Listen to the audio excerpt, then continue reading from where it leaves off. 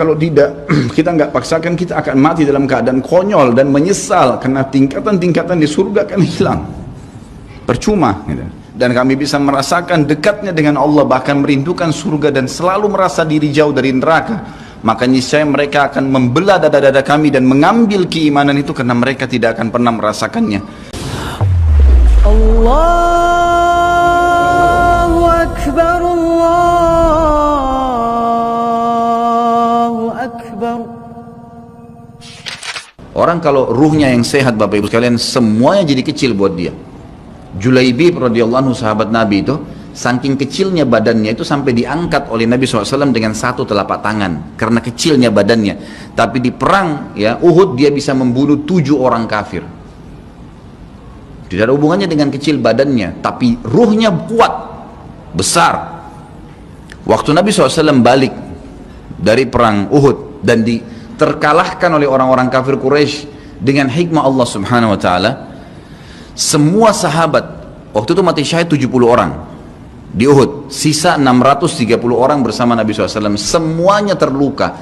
Dan minimal luka sahabat waktu itu minimal 7 luka, sabetan pedang, hantaman tombak, sobekan, pokoknya luka semua sahabat. Sampai ada sahabat sudah nggak bisa jalan karena kakinya sobek, punggungnya sobek, dinaikin di kuda, tiba di rumah tinggal dibaringin.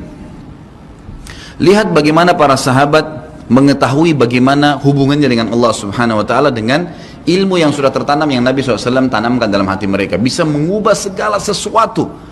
Subhanallah, tiba pulang menjelang maghrib ke kota Madinah, istirahatlah para sahabat ini, mereka lagi obatin obat luka mereka. Nabi SAW dapat wahyu menyuruh Nabi SAW dan para sahabat keluar mengejar Quraisy.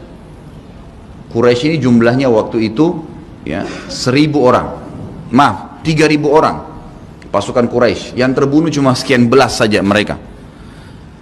Dan mereka sudah merasa bangga dan pulang ke kota Madinah, pulang meninggalkan Madinah karena Uhud itu dekat Madinah. Kemudian mereka bangga dengan itu. Keesokan paginya habis sholat subuh kata Nabi SAW, wahai sahabat-sahabatku, Allah Azza wa Jalla memerintahkan kita untuk mengejar Quraisy. Maka pulanglah masing-masing kalian di suku kalian, lalu motivasi siapapun yang ikut kemarin di Uhud, semua mau sakit, mau enggak, mau luka, mau enggak, tapi ini luka semua nih, minimal punya 7 luka ya. Kita kadang-kadang mungkin kuku kita kecabut aja sudah susah ke masjid, ini sabetan pedang, sobek, rusak semua tubuh mereka. Dikatakan dalam riwayat sampai para sahabat ada yang tidak bisa ngomong karena sudah kesakitan yang luar biasa. Kata Nabi SAW, semua yang ikut di Uhud kemarin keluar lagi, 630 orang semua harus keluar. Bagaimana caranya? Pokoknya ngumpul keluar, perintah Allah.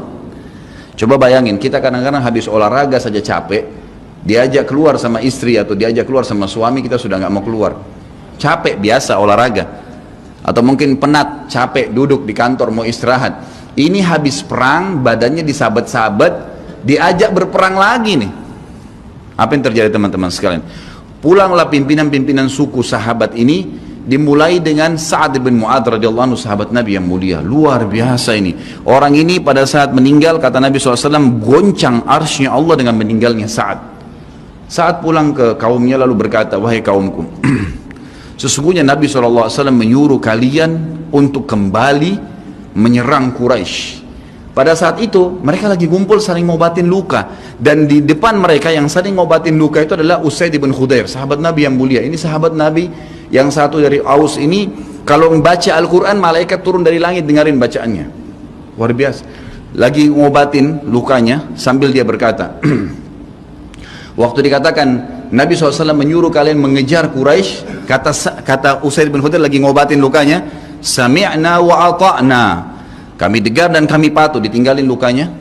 Lalu seluruh suku itu saling nopang satu sama yang lain, mendatangi masjid Nabi SAW untuk ikut berperang lagi. Nggak ada satupun yang tinggal. Ada yang luar biasa, saya terus terang nangis waktu dengar kisah itu, luar biasa. 2 orang anak muda Ansar, saya setiap kenang kisah ini selalu nangis, nggak bisa tahan karena luar biasa. Anak 2 orang ini belasan tahun umurnya, dan dua-duanya nggak bisa jalan, Bapak Ibu sekalian, nggak bisa jalan, luar biasa. Sudah sobek kakinya, sobek punggungnya, bahkan dikatakan di bagian leher ada irisan, di bagian lehernya ada irisan, gitu kan. Kesakitan. Dua-dua ini diturunkan dari kuda, ditidurkan, adik kakak nih. Tapi saya tidak ingat, namanya tidak disebutkan dalam kisah, tapi ini kisah luar biasa. Dan kemarin kebetulan Imam Masjid Haram atau saya lagi umrah nyebutin kisah itu juga. Hampir satu masjid orang menangis mendengarkan kisahnya. Dia mengatakan, waktu sampai ke telinga adik kakak ini umurnya belasan tahun ya, di bawah 20 tahun. Kalau Nabi SAW memanggil seluruh yang hadir di Uhud untuk kembali berperang. Ini mereka nggak bisa jalan nih. Si kakak bilang sama adiknya, kita nggak bisa tinggal di sini nih. Rasulullah SAW sudah memanggil kita untuk menjawab panggilan Allah. Kata adiknya, bagaimana caranya kita merangkak? Bagaimana caranya kita ke sana? Nggak ada yang bisa nopang. Ini berdua lagi sakit. Mereka cuma tinggal sama ibunya. Lalu berkata si kakak, sekali saya seret kamu, sekali kamu seret saya. Mereka saling seret satu sama yang lain, Bapak Ibu sekalian, sampai di hadapan masjid Nabi SAW. Lihat bagaimana iman mereka kepada Allah Subhanahu Wa Taala, luar biasa. Gitu ya. Dan ini tidak bisa kecuali kalau dipaksakan. Kalau tidak dipaksakan nggak bisa. Semoga Allah SWT jadikan kita orang yang selalu memaksakan diri untuk ibadah. Karena kalau tidak, kita nggak paksakan, kita akan mati dalam keadaan konyol dan menyesal. Karena tingkatan-tingkatan di surga akan hilang. Percuma. Gitu. Baik, saya bacakan. Pasal kedua. Adab terhadap Allah Subhanahu Wa Taala. Seorang muslim hendaknya melihat segala sesuatu yang telah diberikan Allah kepadanya dengan tiada terhingga. Yakni berupa kenikmatan yang tak terhitung. Terlindungnya dia pada saat menempel di dalam rahim ibunya, ketika berupa nutfah atau air mani, menentukan perjalanan hidupnya hingga hari bertemu dengan Rabbnya Allah Azza wa Jal. Hendaknya ia bersyukur kepada Allah atas nikmat itu dengan lisannya, yakni memuji dan menyanjung Allah secara semestinya. Juga bersyukur kepada Allah dengan anggota badan, dengan cara menggunakannya di dalam ketaatan kepada Allah Subhanahu Wa Taala.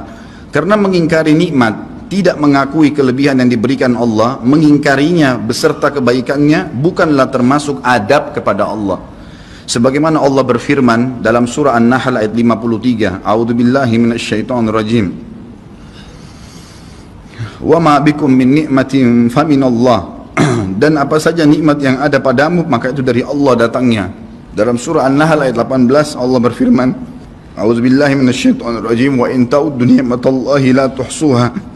Dan jika kalian menghitung-hitung nikmat Allah, maka kalian tidak akan mampu untuk menghitungnya. Begitu banyak nikmatnya Allah, Bapak Ibu sekalian. Kita berbuat maksiat, pelanggaran-pelanggaran, tapi Allah masih bisa memberikan kita oksigen gratis.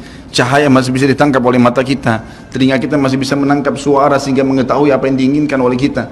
Setelah bertahun-tahun berbuat dosa, dengan taubat kepada Allah, Allah bisa ampuni. Itu luar biasa. Nikmat Allah tidak bisa terhitung. Rugilah orang-orang yang tidak menyembah Allah Subhanahu Wa Taala. Dan kalau seandainya, kata Ibnu Taimiyah rahimahullah, orang-orang yang bermaksiat kepada Allah itu tahu bagaimana nikmatnya keimanan yang ada dalam hati kami ini, sehingga kami bisa menangis dan kami bisa merasakan dekatnya dengan Allah, bahkan merindukan surga dan selalu merasa diri jauh dari neraka, maka niscaya mereka akan membelah dada-dada kami dan mengambil keimanan itu, karena mereka tidak akan pernah merasakannya. Keimanan akan membuat makanan sederhana menjadi mewah, tidur di tempat yang biasa akan menjadi nyaman, bahkan cobaan seberat apapun menjadi kecil buat kita, karena keimanan kepada Allah Subhanahu Wa Taala. Dan itu sebuah nikmat. Itu hanya bisa dirasakan kalau kita betul-betul memaksakan diri beribadah kepada Allah Subhanahu Wa Taala.